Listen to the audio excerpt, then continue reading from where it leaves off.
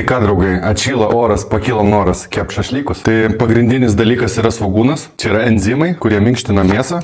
Svogūno reikia daug, kuo daugiau, tuo geriau. Į svogūnus dedam druskos, kad svogūnai paleistų dar daugiau sulčių. Ir gerai juos suminkome. Štai taip. Mėsą visada nuplaunu. Geriausia naudoti kiaulienos šašlykų sprandinę, nes turi riebaliukų sluoksnių, kurie kepant ištirpsta ir padaro mėsą sultingesnę. Dar svarbu pjaustyti ne mažais gabaliukais, nedideliais, vidutiniais. Štai toks dydis pats optimaliausias. Dedam į svogūnus. Viską gerai išmaišome su svogūnais. Pamasažuojam. Gerai, dabar viską, ką mes dėsim, mėsytė gers.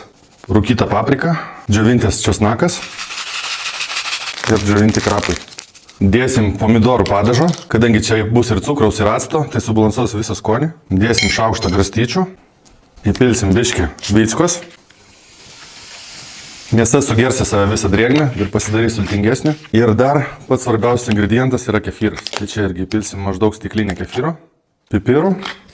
Gerai išmasažuojam, kad visi prieskoniai tolygiai pasiskirstytų.